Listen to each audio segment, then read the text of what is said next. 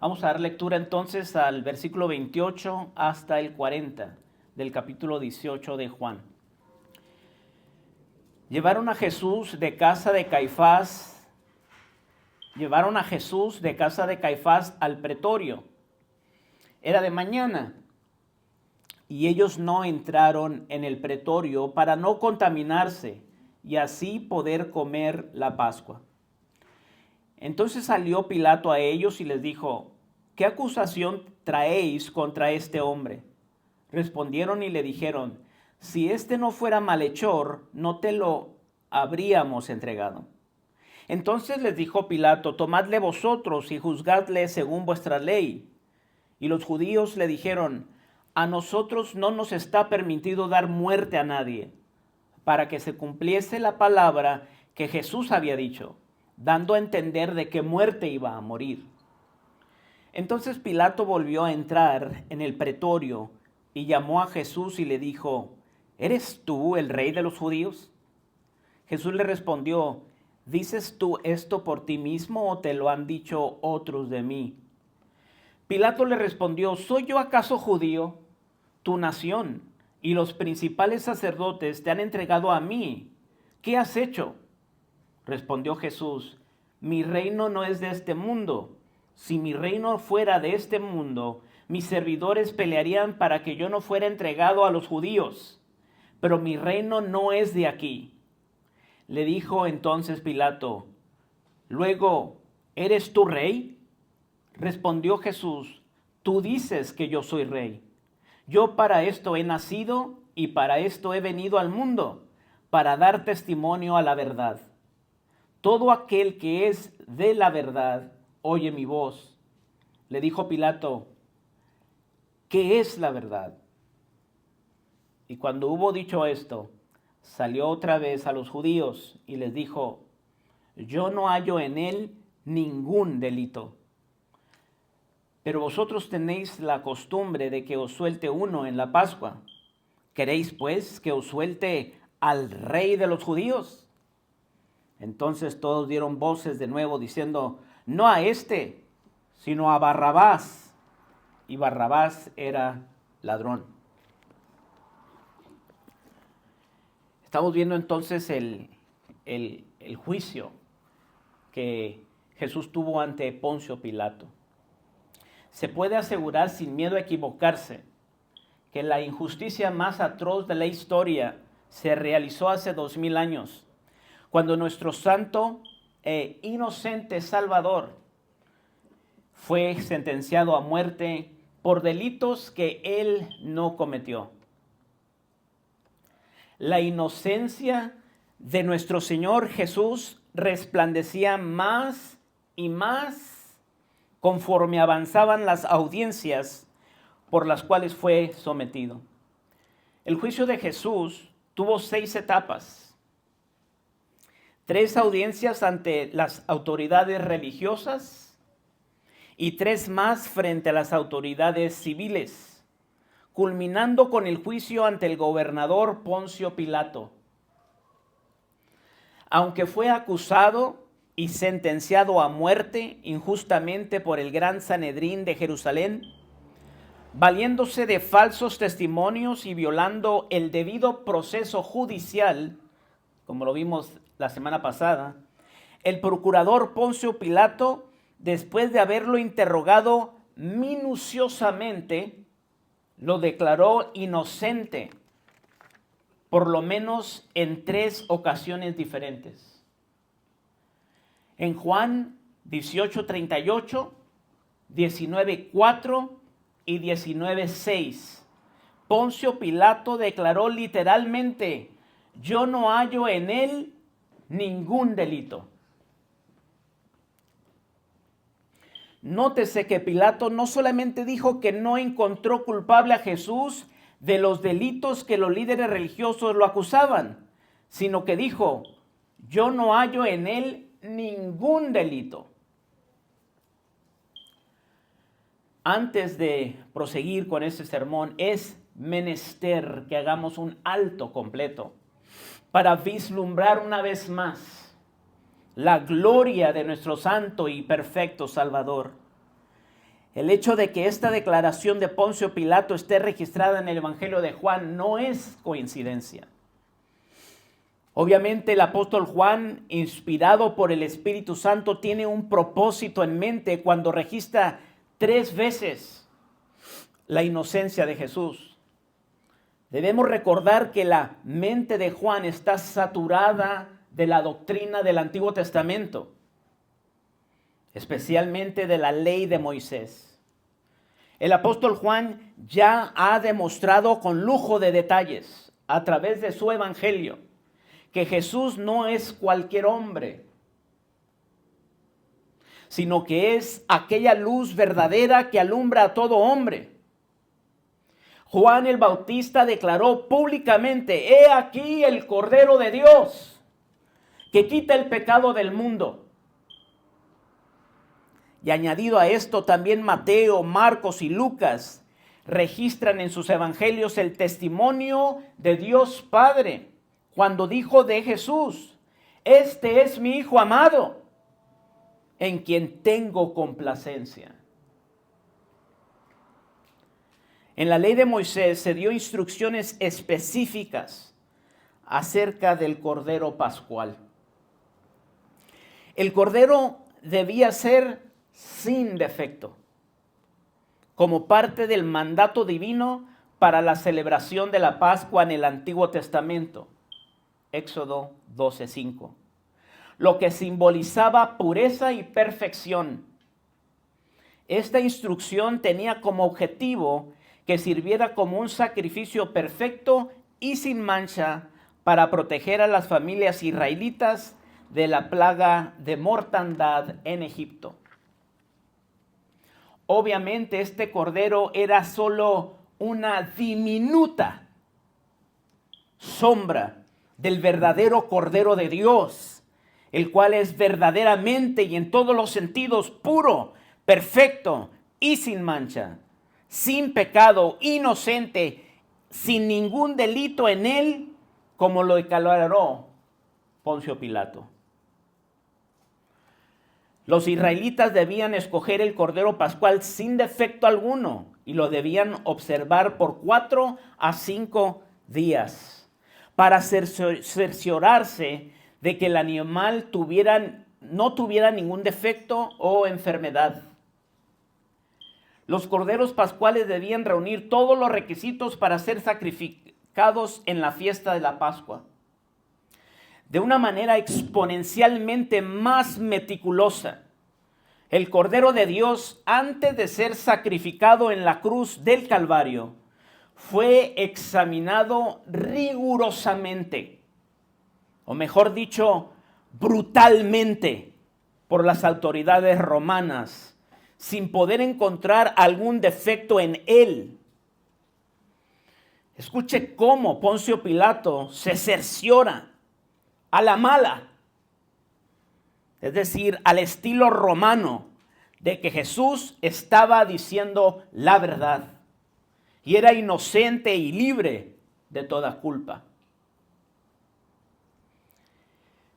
En Juan, capítulo 19, del 1 al 6, dice: así que, entonces tomó Pilato a Jesús y le azotó. Nosotros miramos esa palabra y decimos: lo azotó, ¿no? Pero en veces leemos la palabra de Dios muy rápido, hermanos. En la ley de Moisés, en Deuteronomio 25:3, estaba establecido que un delincuente podía ser azotado hasta 40 veces. Por lo regular, los jueces judíos lo castigaban con 39 azotes para no exceder el número de azotes permitido en la ley. Pero Poncio Pilato ni sus soldados romanos eran judíos, por lo cual obviamente no respetaban esta restricción de azotes ni obedecían a la ley de Moisés. Usualmente los romanos azotaban a sus víctimas con la intención de causar gran dolor y lesiones profundas en el cuerpo del sentenciado, por lo cual no existía ninguna restricción en cuanto al número de azotes dados por los soldados romanos. Por lo general, el malhechor se amarraba a un poste o columna para que no pudiera escapar, ni cubrirse los golpes, ni defenderse de sus agresores. 2 soldados romanos, uno a la izquierda y otro a la derecha, estaban a cargo de golpear alternadamente al criminal hasta que ya no pudiera seguir golpeando por causa del cansancio. Es decir, lo golpeaban hasta que los soldados ya no podían golpearlo más, porque ya estaban cansados. Muchas personas que eran azotadas por los romanos perdían la vida por la crueldad y severidad de la flagelación. El apóstol Juan nos dice que Poncio Pilato entregó a Jesús para ser azotado por sus despiadados soldados romanos. Versículo 2 del 19. Y los soldados entretejieron una corona de espinas y la pusieron sobre su cabeza y le vistieron con un manto de púrpura y le decían: «Salve, rey de los judíos», y le daban de bofetadas. Existen relatos bíblicos como este que acabamos de leer, que nosotros como mexicanos, que hemos crecido en este hermoso país de México, que hemos sido expuestos y en ocasiones experimentado personalmente la corrupción, la impunidad y la brutalidad del cuerpo policíaco, podemos entender más claramente que los ciudadanos de otros países más desarrollados, como el de los Estados Unidos, por ejemplo, donde no les es permitido usar tácticas de interrogación que no se acaten a las directivas y lineamientos de los derechos humanos. Estoy seguro, sin miedo a equivocarme, que usted ha escuchado de la diversidad de tácticas no muy convencionales que las autoridades de este país utilizan ilegalmente para extraer una confesión o sacar la verdad de un malhechor cuando es interrogado. De una forma similar, pero exponencialmente más sanguinario, brutal y despiadado, fue el método que utilizó el gobernador Poncio Pilato para llegar a la verdad en cuanto al caso de nuestro Señor Jesucristo, en esa infame mañana del viernes, cuando Jesús fue cruelmente azotado por los soldados romanos. Si existe un momento en la vida de Jesús, humanamente hablando, donde él pudiera sentir miedo y por lo tanto retractarse de sus declaraciones y enseñanza, sería en este momento, que estaba a punto de ser brutalmente azotado y crucificado por las autoridades romanas. Pero aunque Jesús sabía perfectamente lo que estaba a punto de ocurrir, valientemente siguió adelante, perseverando sin fluctuar con su plan de dar su vida en rescate por su amada esposa en la cruz del Calvario. Versículo 4. Entonces Pilato salió otra vez y le dijo: mirad, os lo traigo fuera para que entendáis que ningún delito hallo en él. Esta frase me cautivó mi atención. ¿Cómo que os lo traigo fuera para que entendáis que ningún delito halló en él? O sea, ¿cómo el público, cómo las multitudes se van a dar cuenta que Jesús es inocente al solamente verlo? ¿Cómo?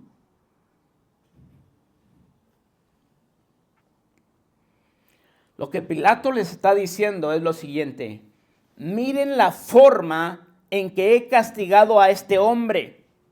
Se lo entregué a la compañía de soldados romanos Y esto que ven aquí es lo que quedó del hombre llamado Rey de los Judíos. Lo he interrogado al estilo romano y ningún delito hallo en él. El aclamado Rey de los Judíos todavía conserva su integridad y su confesión. Versículo 5. Y salió Jesús llevando la corona de espinas y el manto de púrpura. Y Pilato les dijo: he aquí el hombre. Versículo 6. Cuando le vieron los principales sacerdotes y los alguaciles, dieron voces diciendo: crucifícale, crucifícale. Pilato les dijo: tomadle vosotros y crucificadle, porque yo no hallo delito en él. Pilato y sus despiadados soldados romanos no pudieron, ni siquiera usando todas sus tácticas inhumanas, detectar la más mínima imperfección o defecto en el cordero escogido por Dios para ser ofrecido como ofrenda agradable a sus ojos y para la perfección eterna de los santificados. De igual manera, durante su ministerio, ninguno de sus oponentes pudo jamás culpar a Jesús de algún pecado. E incluso los retó con las siguientes palabras en Juan 8:46. ¿Quién de vosotros me redarguye de pecado? En aquella ocasión, el silencio de sus oponentes dio testimonio claro de la pureza y santidad de Jesús. De igual manera, el testimonio de las Sagradas Escrituras y de todas las personas que tuvieron contacto con Jesús concuerda con el hecho de que siempre fue un hombre justo, recto, santo. En el Antiguo Testamento, el profeta Isaías declara en Isaías 53:9, nunca hizo maldad, ni se halló, ni hubo engaño en su boca. El ángel Gabriel lo llamó santo ser. Durante su ministerio, incluso los espíritus inmundos, los demonios, declararon que Jesús era el santo de Dios. Su traidor, Judas Iscariote, se lamentó por haber pecado entregando sangre inocente y devolvió las 30 piezas de plata en Mateo 27, versículos 3 al 4. Los principales sacerdotes dieron testimonio de que Jesús era inocente y que habían hecho algo indebido al no querer poner las piezas de plata en el tesoro de las ofrendas, diciendo: no es lícito echarlas en el tesoro de las ofrendas, porque es precio de sangre. Poncio Pilato, como ya hemos visto, lo declaró no culpable por lo menos 3 veces en el Evangelio de Juan durante su audiencia. E incluso su esposa le advierte que no haga nada en contra de Jesús, porque era un hombre inocente. Mateo 27:19, y leo desde la Biblia, la palabra Hispanoamérica. Mientras el gobernador estaba sentado en el tribunal, su esposa le envió este recado: ese hombre es inocente. No te hagas responsable de lo que le suceda. Esta noche he tenido pesadillas horribles por causa suya. Uno de los malhechores crucificado con él declaró: este ningún mal hizo. El centurión romano a cargo de su ejecución reconoció: verdaderamente este hombre era justo. Pablo dijo que él no conoció pecado. El escritor de Hebreos afirmó que fue tentado en todo según nuestra semejanza, pero sin pecado. Y que era santo, inocente, sin mancha, apartado de los pecadores. Y Pedro escribió que Jesús no hizo pecado ni se halló engaño en su boca. La pureza, santidad e inocencia del Cordero de Dios es claramente proclamada en la palabra de Dios. La vida inmaculada y la justicia perfecta de Jesús fue imputada a nosotros para que así fuéramos liberados por la sangre preciosa del Cordero de Dios. De esta manera, Dios dio cumplimiento a la ley de purificación de los contaminados con lepra, como lo encontramos en Levítico capítulo 14, versículos 4 al 7, en donde se tomaban 2 avecillas para la purificación. El sacerdote mandaba matar a una dentro de un vaso de barro. Después tomaba a la otra avecilla y la sumergía en la sangre de la avecilla muerta, de tal forma que su plumaje estuviera cubierto con la sangre de la avecilla sacrificada. Posteriormente, el sacerdote, tomando a la avecilla enrojecida por la sangre de la avecilla sacrificada, la soltaba viva en el campo. Esto era solo una leve sombra de la libertad que nosotros ahora disfrutamos por haber sido rociados con la sangre inocente del Santo Cordero de Dios.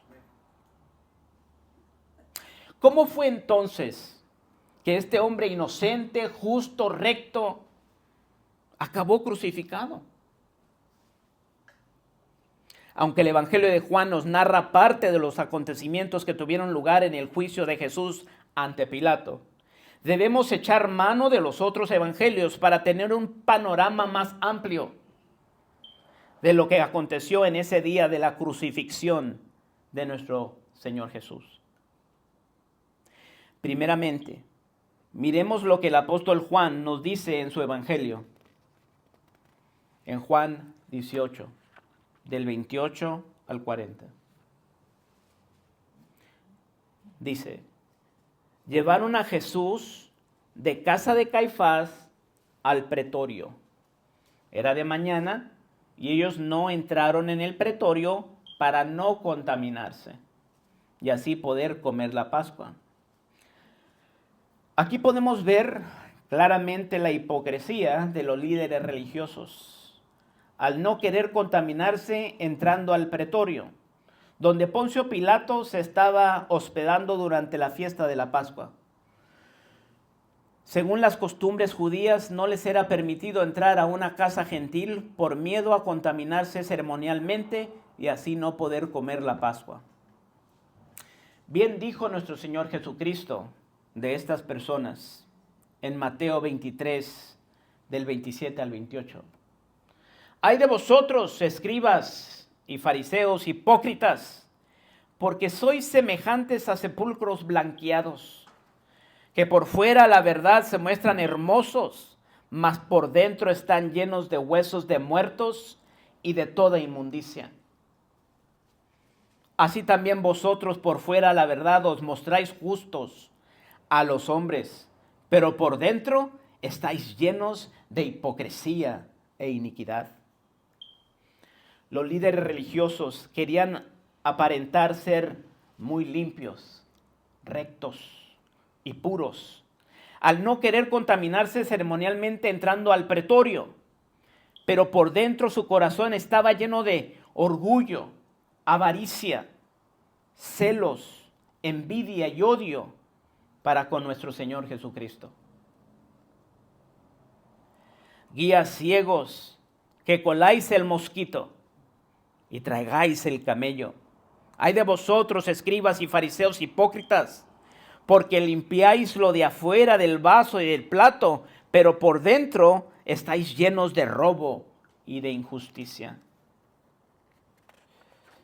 Fariseo ciego, limpia primero lo de adentro del vaso y del plato, para que también lo de afuera sea limpio.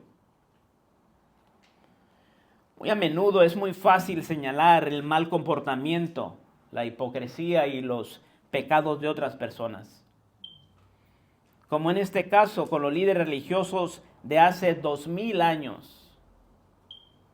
Pero antes de que se justifique a sí mismo o se crea superior a los demás, no olvide, hermano, que todos estamos cortados con la misma tijera y cojeamos del mismo pie. Aunque ya hemos sido redimidos de la esclavitud de nuestras concupiscencias, de nuestros deseos desordenados y de nuestras costumbres viciosas, debemos ser humildes, reconocer nuestros errores, pedir perdón por nuestros pecados, por nuestra cobardía e hipocresía, y rogarle a Dios que nos ayude a ser valientes y santos, no solamente en el exterior, sino también en el interior, no solamente presumiendo y haciendo alarde de aquellas áreas en nuestra vida que ya hemos superado o conquistado, sino también esforzándonos cada día para limpiar y mejorar aquellas áreas en las cuales nosotros sabemos estamos fallando. Pidamos ser cristianos de corazón limpio, sinceros con nosotros mismos de la misma manera que Él lo fue hace 2000 años. Ahora, para comprender mejor el juicio de Jesús, debemos recordar que este juicio se compuso de 6 etapas o 6 audiencias. 3 audiencias de carácter religioso y otras 3 audiencias civiles. La primera audiencia fue ante el sumo sacerdote Anás. Después de haber sido arrestado en el huerto de Getsemaní, Jesús fue atado y llevado con Anás. Durante la interrogación, uno de los alguaciles abofeteó a Jesús por supuestamente faltarle el respeto al sumo sacerdote. Mirando que no podía inculpar a Jesús de algún delito, mejor dicho, después de haber encontrado a Jesús inocente y no poder hacer nada en contra de él, Anás mandó a Jesús al sumo sacerdote Caifás. Esa fue la primera audiencia con Anás. Como no encontró nada, ningún delito en él, se lo mandó al sumo sacerdote. Entonces la segunda audiencia fue ante el sumo sacerdote Caifás. También estaban ahí los escribas, los ancianos y los principales sacerdotes. Al igual que con Anás, esta audiencia también fue llevada a cabo en secreto durante la noche. Después de presentar testigos falsos y no poder inculpar a Jesús de ningún delito, el sumo sacerdote le dijo en Mateo 26, 63 al 68, te conjuro por el Dios viviente, que nos digas si tú eres el Cristo, el Hijo de Dios. Jesús le dijo, tú lo has dicho. Y además os digo que desde ahora veréis al Hijo del Hombre sentado a la diestra del poder de Dios y viniendo en las nubes del cielo. Entonces el sumo sacerdote rasgó sus vestiduras diciendo, ha blasfemado. ¿Qué más necesidad tenemos de testigos? He aquí, ahora mismo habéis oído su blasfemia. ¿Qué os parece? Y respondiendo ellos dijeron, es reo de muerte. Entonces, dice el versículo 67, le escupieron en el rostro y le dieron de puñetazos y otros le abofeteaban, diciendo, profetízanos, Cristo, ¿quién es el que te golpeó? Mateo 27 del 1 al 2 dice, venida la mañana, todos los principales sacerdotes y los ancianos del pueblo entraron en consejo contra Jesús para entregarle a muerte.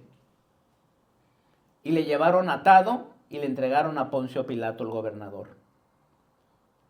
Después del amanecer, el Sanedrín se reunió para que las audiencias anteriores, las cuales se habían llevado a cabo ilegalmente durante la noche, parecieran legales y para aprobar los veredictos sin cuestionarlos. El propósito de esta audiencia no era hacer justicia, sino para justificar sus ideas preconcebidas acerca de la culpabilidad de Jesús y matarlo. También debían pensar con qué cargos civiles y no meramente religiosos podían culpar a Jesús ante las autoridades romanas para que pudiera proceder el caso ante un tribunal civil. Es por esto que cuando llevaron a Jesús ante Poncio Pilato, no lo acusaron de quebrantar el sábado o de supuestamente querer derrumbar el templo, sino que lo acusaron de pervertir al pueblo, de no pagar impuestos y de traición a César.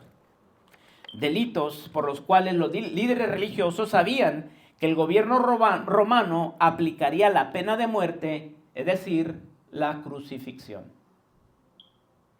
En Lucas 23, 1 y 2 dice: levantándose entonces toda la muchedumbre de ellos, llevaron a Jesús a Pilato y comenzaron a acusarle diciendo: a este, que ni siquiera le dieron nombre, hemos hallado que pervierte a la nación.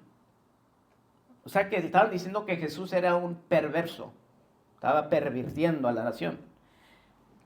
Y que prohíbe dar tributo a César.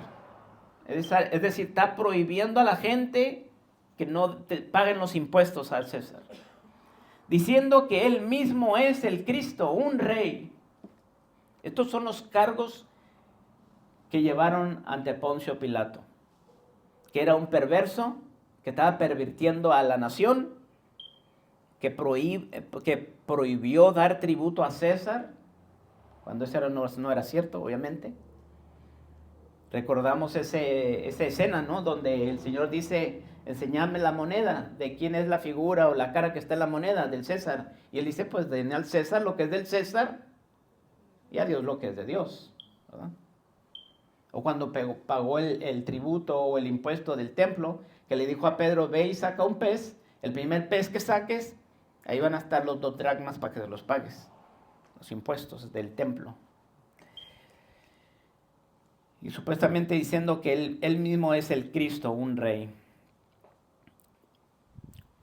Entonces estas son las 3 audiencias religiosas. La primera con Anás, después lo mandó con Caifás, y esto, como fueron en la noche, hicieron otra reunión con todo el Sanedrín, el concilio, para darle una máscara de regularidad o de legalidad. Entonces pasemos a las 3 audiencias civiles, las cuales fueron con Pilato y también el rey Herodes. La primera audiencia fue ante el gobernador Poncio Pilato. Debemos entender que cuando Jesús es presentado ante el gobernador Poncio Pilato, él ya había sido sentenciado a muerte por blasfemia, de acuerdo al sumo sacerdote Caifás y el Sanedrín, la suprema corte de los judíos. Al no poder presentar un cargo de blasfemia, es decir, un cargo religioso, ante una audiencia civil romana, el Sanedrín lo acusa de alborotar y pervertir al pueblo, de instigar a la gente a no pagar impuestos al emperador romano y también de autoproclamarse rey, lo cual debía castigarse con la pena de muerte porque era visto como insurrección por las autoridades romanas. Otra cosa que debemos recordar es que cuando Jesús es llevado ante Poncio Pilato, él ya iba quizás manchado de sangre.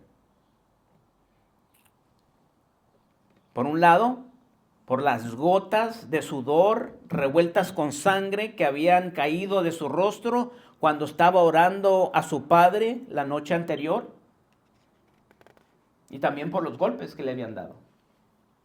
Jesús ya iba cansado, desvelado, atado, golpeado, abofeteado, escupido por los líderes religiosos, y seguramente ya presentaba cortadas y moretones en su rostro, de tal forma que cuando Poncio Pilato lo mira, seguramente se queda sorprendido por su apariencia humilde, desarreglada y maltratada, ya que suponía fuera un hombre altamente peligroso, ya que les había otorgado al Sanedrín toda una compañía de soldados romanos armados, aproximadamente 600 a 1000 soldados, para ir a capturar a este hombre que alteraba el orden, supuestamente. Este hombre altamente peligroso. Los cuales estos soldados, toda una compañía de soldados armados, iban dirigidos no por un centurión, el cual está a cargo de 100 soldados, sino por el tribuno, un oficial de muy alto rango dentro del ejército romano, el cual se turnaba la responsabilidad con otros 5 tribunos para tener la autoridad principal sobre toda una legión de soldados romanos. Es decir, aproximadamente 6,000 soldados romanos. Entonces, esta persona, el tribunal, era una persona de muy alto rango, que tenía autoridad de hasta 1000 hombres. Y había veces que se turnaba para tener autoridad sobre 6,000 soldados. De tal forma que cuando Pilato lo mira atado, golpeado y ensangrentado, sale del pretorio, como lo narra Juan en Juan 18:29, y dice: entonces salió Pilato a ellos y les dijo, después de verlo tan golpeado, maltratado, ensangrentado, escupido: ¿qué acusación traéis contra este hombre? Como si Pilato les reclamara: ¿qué clase de delito tan horrendo ha cometido este hombre que pidieron toda una compañía de soldados romanos y lo han traído a mí en este estado tan deplorable? Versículo 30. Respondieron y le dijeron: si este no fuera un malhechor, no te lo habríamos entregado. Después de haber quebrantado múltiples leyes, tanto judías como romanas, los líderes religiosos se hicieron los dignos y le reprochaban a Poncio Pilato: ¿crees que nosotros, el respetable cuerpo de sacerdotes del gran Sanedrín, entregaríamos a un hombre inocente para que lo sentencien a muerte en un tribunal romano? ¿Qué clase de horrendas personas crees que somos? Si este no fuera malhechor, un maleante, un delincuente malvado, ¿no te lo habríamos entregado? Las violaciones llevadas a cabo durante el juicio de Jesús a manos de los líderes religiosos incluyeron procedimientos judiciales ilegales, como la ausencia de pruebas, la presentación de falsos testimonios, la celebración del juicio durante la noche y la falta de garantías de un juicio justo. Además, se violaron normas contra la violencia, la calumnia y la tortura, que incluían escupirle y abofetearle. Versículo 31. Entonces les dijo Pilato: tomadle vosotros y juzgadle según vuestra ley. Como diciéndoles: si no me van a decir de qué lo acusan para yo poder hacer un juicio de acuerdo a la ley romana, entonces tomadle vosotros y juzgadle según vuestra ley. Y los judíos le dijeron: a nosotros no nos está permitido dar muerte a nadie. Aquí podemos ver la verdadera intención malvada del Sanedrín al querer matar a Jesús. Ellos no acudieron a Pilato para que lo juzgara dignamente, sino más bien para que le sirviera de verdugo y llevara a cabo sus deseos diabólicos de dar muerte al Hijo de Dios. Recuerde que de acuerdo a la parábola de Jesucristo de los labradores malvados, los líderes religiosos querían matar a Jesús porque sabían que Él era el Hijo de Dios. Y lo voy a repetir. Los líderes religiosos querían matar a Jesús porque sabían que Él era el Hijo de Dios. El heredero universal de la viña del Señor. Como lo explicó Jesús en cuanto a la parábola y enfrente de ellos mismos. El Sanedrín quería quitarlo de en medio para seguir lucrando con la viña que le pertenecía al Hijo. Deseaban el liderazgo de la nación de Israel, no porque les importaran las personas o los judíos, sino para poder seguir mangoneando, abusando y robando al pueblo judío. Por otro lado, debemos recordar que el Sanedrín deseaba con todo su corazón desacreditar el ministerio mesiánico de Jesús. En varias ocasiones querían desprestigiar su ministerio porque sanaba a los enfermos en día de reposo y según ellos estaba quebrantando la ley de Moisés. En otra ocasión dijeron que Jesús hacía sus milagros por medio del poder de Belcebú o de Satanás. Obviamente querían borrar de la mente y el corazón del pueblo judío cualquier rasgo de esperanza que todavía abrigaran hacia Jesús como el Mesías verdadero. Ellos tenían la malvada intención de que Jesús muriera. Pero qué mejor si podían convencer o presionar a Pilato para que lo crucificara. Ellos pudieron haber matado a Jesús, como lo hicieron con Esteban en Hechos capítulo 7, versículos 58 al 60. Además, podemos ver que muchas veces lo intentaron matar en los evangelios, sin preocuparse de guardar la ley romana. Nunca dijeron, oh, no lo apedreen, oh, no lo avienten en el barranco allá en Nazaret, porque ¿qué van a decir los romanos? Más bien, la única razón por la cual no pudieron llevarlo a cabo fue porque la Escritura dice que todavía no había llegado su hora de morir, por lo cual Jesús se escapaba de sus malvadas intenciones.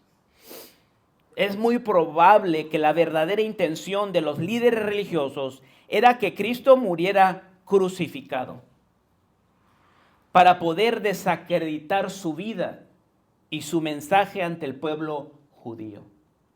No solamente querían que muriera todo su legado, todas sus enseñanzas, su nombre. Querían borrarlo completamente de la mente judía del pueblo. Porque si lograban que Poncio Pilato crucificara a Jesús, podían decir que Dios lo había maldecido, permitiendo que Jesús fuera colgado de un madero, de acuerdo al establecido en la ley de Moisés, en Deuteronomio 21:23, donde dice, porque maldito por Dios es el colgado. Si lograban convencer o presionar a Pilato para que lo colgara de un madero, pudieran decir al pueblo, a la gente, ya ven, era un maldito de Dios, ni Dios lo quiere, ni Dios lo quiere, por eso lo colgó en un madero, para desacreditar totalmente a Jesús, su nombre, su enseñanza, su doctrina. Versículo 32. Para que se cumpliese la palabra que Jesús había dicho, dando a entender de qué muerte iba a morir. Cuando leemos los acontecimientos de la pasión y crucifixión de Cristo en los evangelios, debemos entender que hay una diversidad de fuerzas e intenciones humanas y diabólicas que se están llevando a cabo. Aunque esto es verdad porque el hombre y los espíritus inmundos actuaron voluntariamente, siempre pensando egoístamente y con el objetivo de dar muerte al Hijo de Dios, debemos también saber que Dios es el arquitecto maestro de su plan eterno. Él tiene el objetivo maravilloso de ofrecer a su hijo como una ofrenda agradable a sus ojos. Jesús mismo ya había externado este plan predeterminado, anunciando de qué forma iba a morir.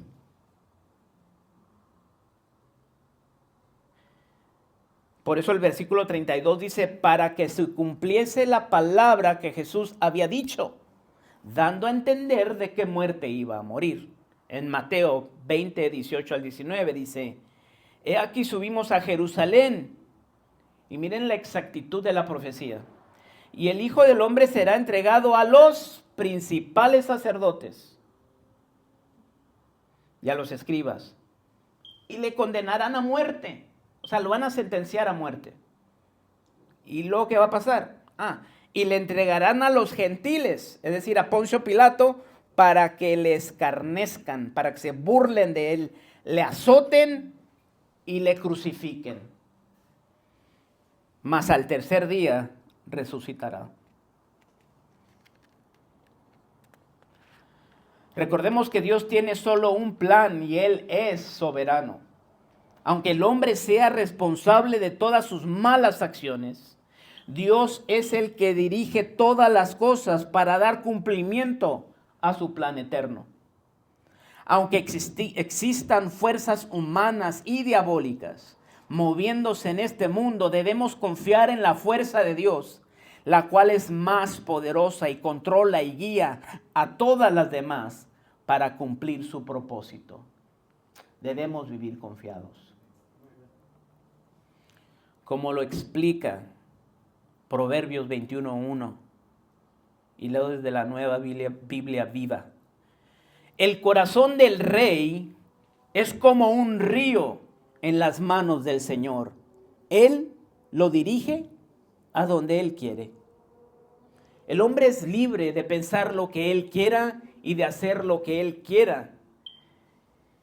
Que la mayoría de las veces, si no todas, siempre, como dice Génesis, siempre anda pensando siempre el mal.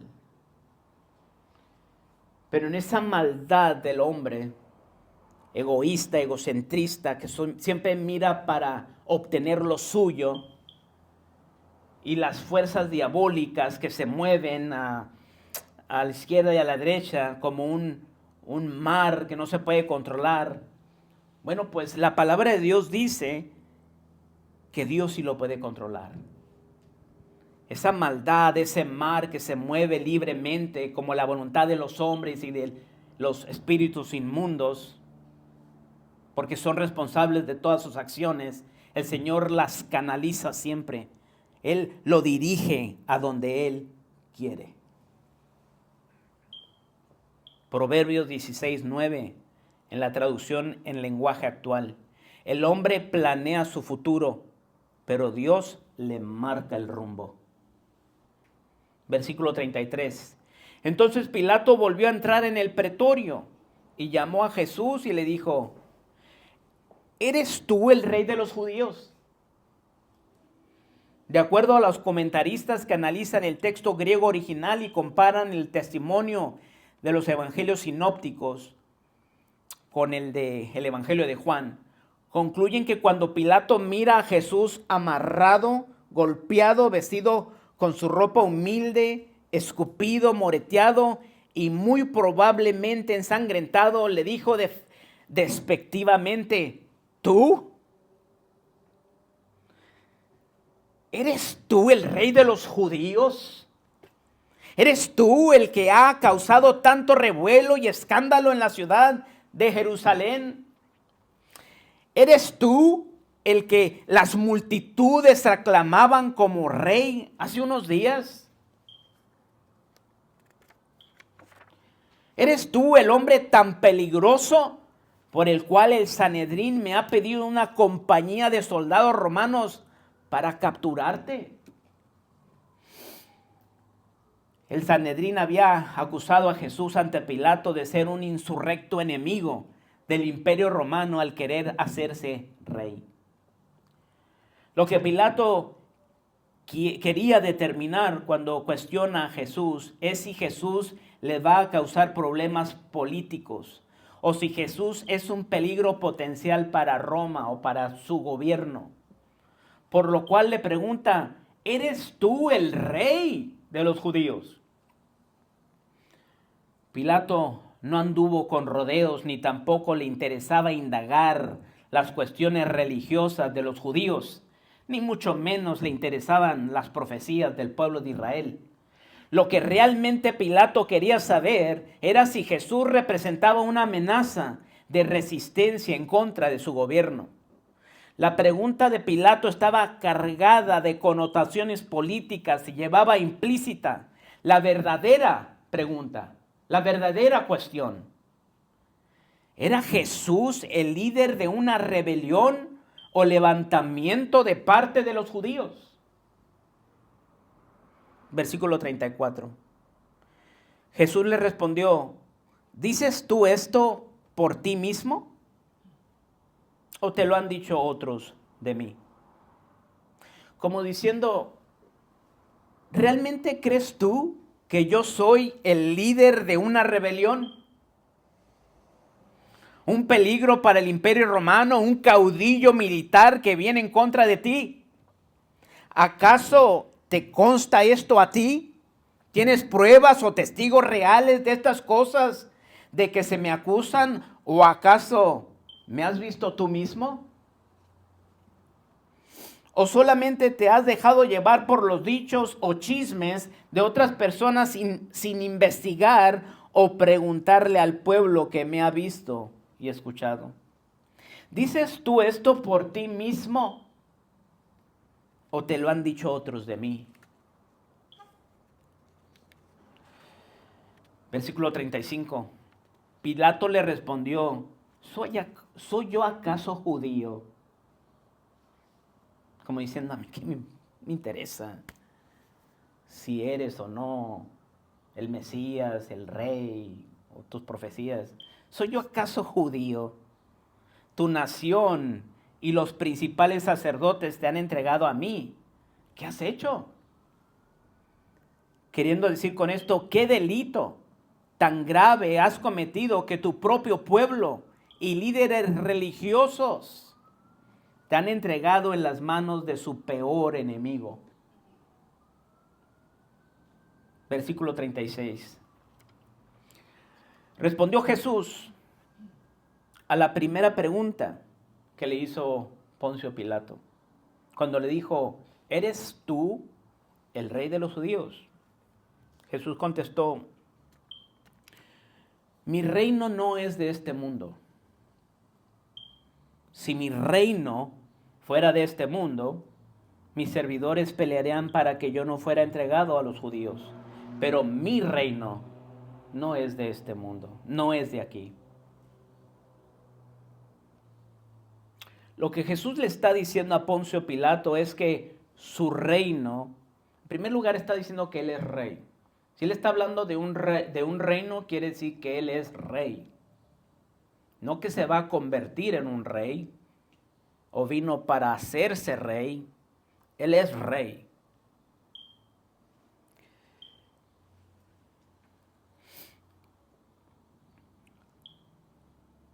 Su reino, lo que Jesús le está diciendo a Poncio Pilato, es que su reino no se origina en este mundo.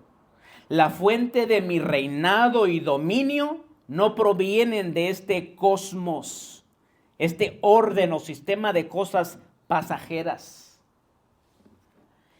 que para ustedes parecen tan reales y verdaderas.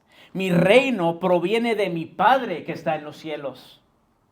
Jesús no está diciendo que su reinado o dominio no incluya este mundo o que no sea el rey de los judíos. Pero lo que sí está diciendo es que el fundamento de su imperio tiene su principio fuera de este mundo material, fuera del tiempo de esta era. Su reinado no tiene límite territorial o de tiempo. El reinado de Jesús es infinito y eterno. Jesús no vino a este mundo para convertirse en un rey o para que alguien lo haga rey, sino que vino a este mundo porque Él es el Rey del universo. Jesús no necesita ir a la cruz o vencer al mundo o al diablo o a la muerte para convertirse en rey. Cuando Jesús nació, ya era rey de los judíos, como lo relata el Evangelio de Mateo. En Mateo capítulo 2, versículo 1 al 2, dice: cuando Jesús nació en Belén de Judea, en días del rey Herodes, vinieron del oriente a Jerusalén unos magos, diciendo: ¿dónde está el rey de los judíos que ha nacido? Porque su estrella hemos visto en el oriente y venimos a adorarle. Jesús no necesitaba crecer para ser rey. Jesús no necesitaba hacerse de súbditos o reinos o ejércitos. Él es rey. Desde que nació, ese pequeñito bebito es rey. Y los magos dijeron: ¿dónde está el rey de los judíos que venimos a adorarle? El hecho de que Adán haya perdido su virreinato, porque cuando Dios lo pone sobre todas las cosas, con vísperas al verdadero Mesías, al segundo Adán, al cual verdaderamente iba a poner Dios todas las cosas debajo de sus pies, no de Adán, sino de Jesús. Cuando Adán desobedece a Dios, él perdió ese, digamos, control o reinado que Dios le había dado de este mundo. Pero este hecho no quiere decir que Dios dejó de ser el rey soberano de todo el universo. El hecho de que Dios haya permitido que Satanás haya tomado control momentáneo y restringido de este cosmos para dar cumplimiento a su plan eterno, no lo derroca de su trono eterno y soberano.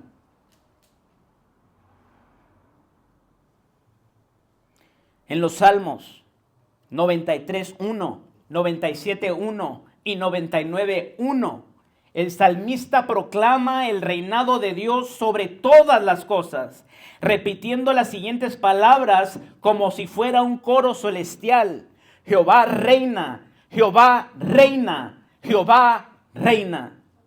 Y el Salmo 96:10 dice: decide entre las naciones, Jehová reina. No es Satanás el que reina, no es el hombre el que reina. La muerte no está reinando, el pecado no está reinando. Mi Biblia dice, y tu Biblia dice, Jehová reina. Jehová reina hoy. No dice Jehová reinó en el pasado, ni tampoco dice que Jehová reinará en el futuro. Dice Jehová reina, tiempo presente. Nótese también que no hay límites establecidos de su jurisdicción. Solo dice Jehová reina. Dios reina sobre todo el universo. No es un reinado territorial, como si estuviera reinando en pequeños lugares aquí y allá, donde hay cristianos o personas que le aman. No. Jehová reina sobre toda la tierra y su dominio y control se despliega en todo lugar y en todo momento. Jehová reina sobre las naciones y la naturaleza. Jehová reina sobre los acontecimientos y las circunstancias. Jehová reina sobre los justos y también sobre los injustos. Jehová reina en los cielos y en la tierra. Versículo 37. Le dijo entonces Pilato: luego, ¿eres tú rey? Respondió Jesús: tú dices correctamente que yo soy rey. Yo para esto he nacido y para esto he venido al mundo, para dar testimonio a la verdad. O como en la Biblia de las Américas dice, para dar testimonio de la verdad. Todo aquel que es de la verdad oye mi voz. Jesús es el único testigo fiel y verdadero que puede dar testimonio de la verdad de Dios que ha visto. Nosotros, hermanos, vivimos en una realidad que es una sombra realmente. Es un tipo de lo que es real. Dios, hermanos, es real. Nosotros vivimos en un tipo, una sombra, un espejo, un retrato de lo que es verdadero.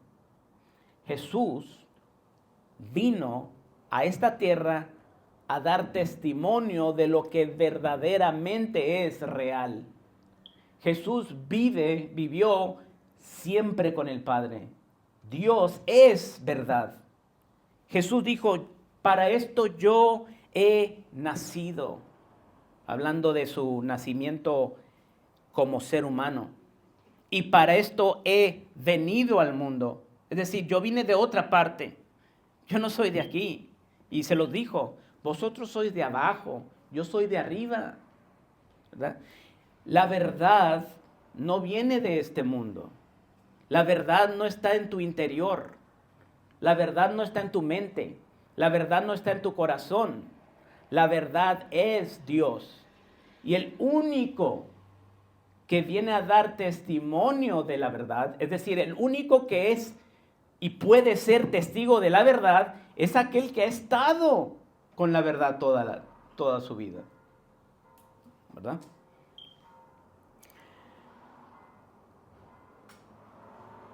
En Juan 6:46 dice, no que alguno haya visto al Padre, sino aquel que vino de Dios.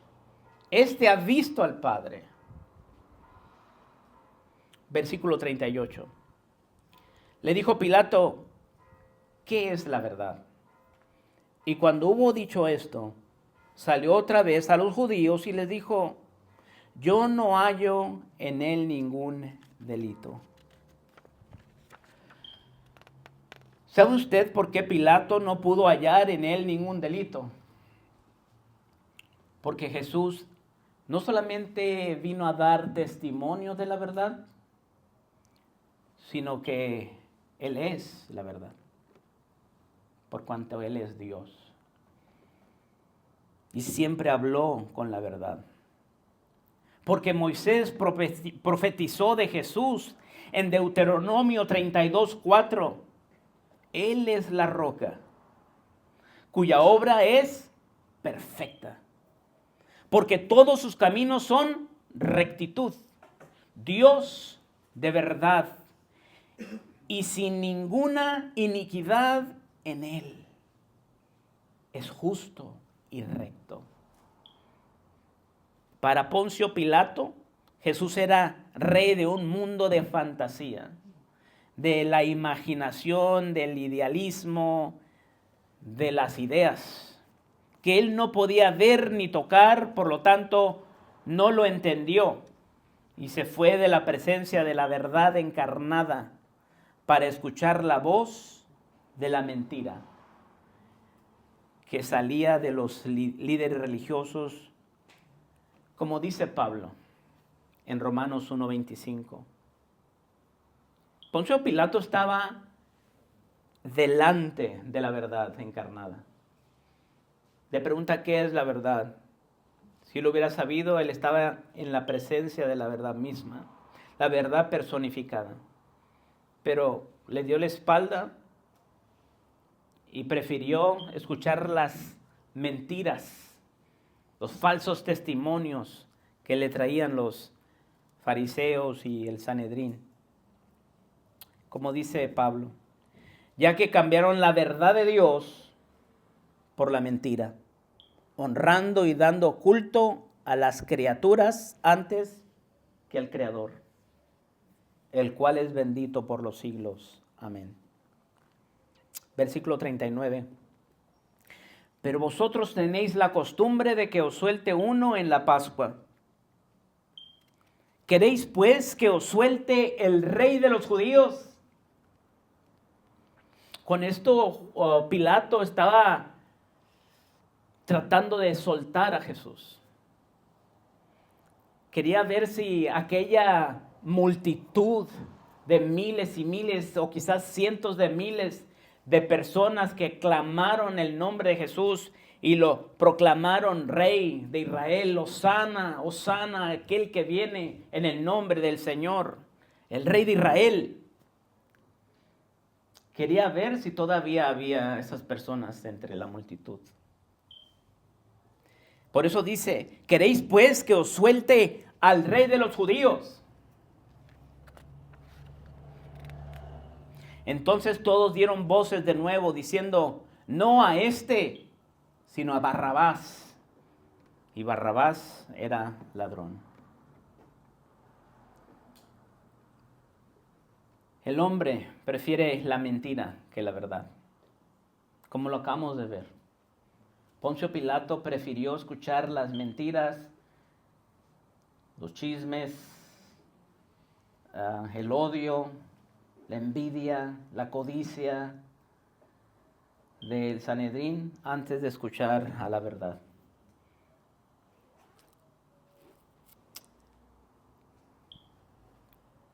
El hombre dice no a un reino gobernado por la verdad y se conforma a un reino regido por la mentira. El pueblo ciego, guiados e influenciados por líderes ciegos, escogen a Barrabás, un ladrón, asesino, y rechazan al buen pastor, que da su vida por las ovejas, dejando una ilustración perfecta de nuestra salvación. Cuando el pecador es puesto en libertad y el justo, bueno, santo e inocente es llevado a la cruz del Calvario. Nosotros, hermanos, vivimos en un mundo que está regido por la mentira, por la maldad, por la envidia, por el egocentrismo. Cuando Jesús dijo, mi reino no es de este cosmos, de este mundo, de este sistema de cosas que ustedes llaman mundo. Mi reino está regido por la verdad, por la realidad. No lo que es pasajero, lo que es ficticio, lo que es una sombra. Mi reino es un verdadero reino. El verdadero reino de Dios. El verdadero reino de los cielos. Y es por eso que muchas veces en los evangelios podemos ver a Jesús decir, el reino de los cielos se ha acercado, porque el rey estaba presente. La persona más importante de un reino es el rey. Y el rey vino a este mundo. Y dijo, el reino de los cielos se ha acercado. Pero el hombre no quiso nada con él. A lo suyo vino y los suyos, ¿cómo dice? No le recibieron. Mas a los que creen en su nombre, les dio potestad de ser hechos o ser llamados hijos de Dios, los cuales no son engendrados de sangre, ni de carne, ni de voluntad de varón, sino de Dios. Entonces tenemos esta, ¿cómo se dice?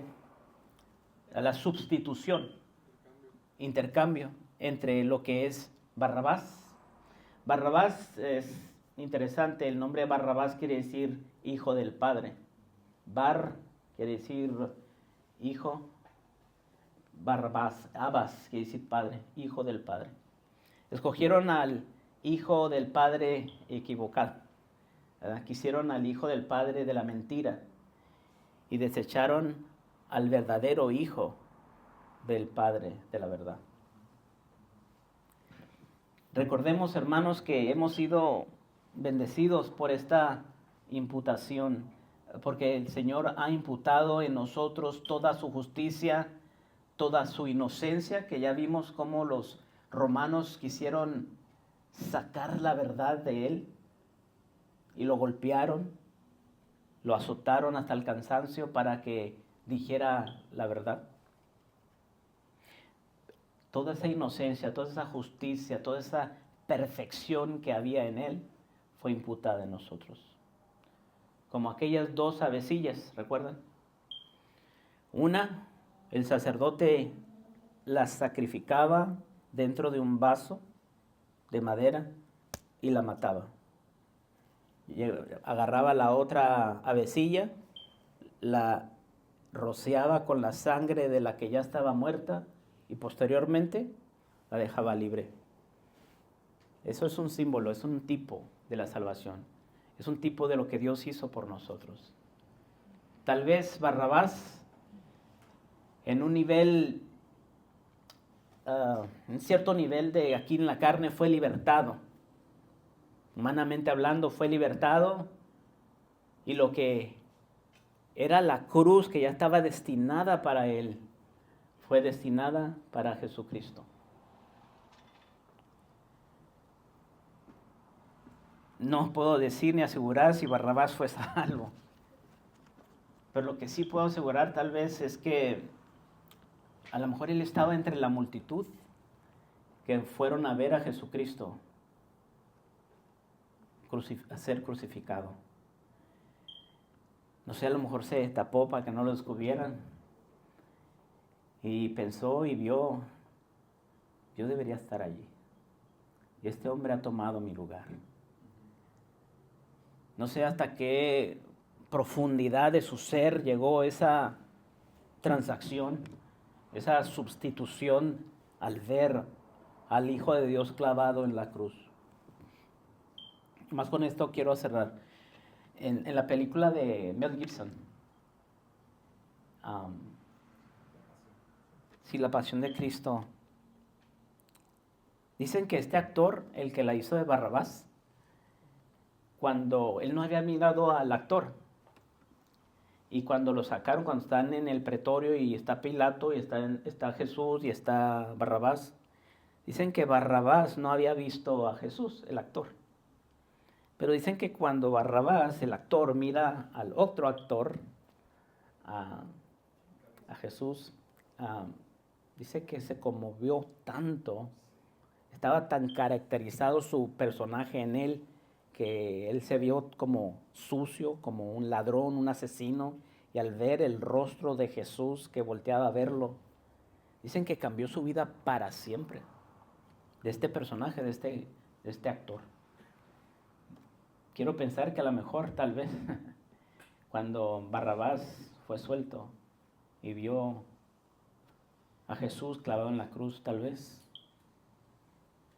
¿verdad? Sí.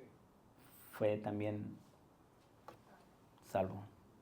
El Señor sabe las cosas, ¿verdad? Pero pongámonos a pensar en esto, hermanos. Dios es bueno, ha sido bueno con nosotros. Y lo que nosotros merecíamos en esa cruz, Él mismo la tomó. Amén. Vamos a orar. Padre nuestro que estás en el cielo. Señor, te doy gracias por tantas y tantas verdades maravillosas que podemos encontrar en tu palabra. Nos has abierto el entendimiento y el corazón a través del Evangelio de Juan tantas veces. Hemos paseado por el Evangelio de Juan, hemos sido peregrinos en este Evangelio y hemos visto paisajes hermosos, vistas hermosas, panoramas hermosas de la gloria que podemos encontrar en Jesús.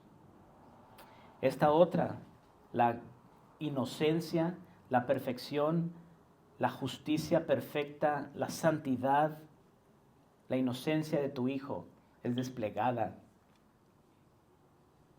por los romanos en este juicio. Gracias, Señor, por este gran regalo que nos has dado. En el nombre de Jesús. Amén. Gracias, hermanos.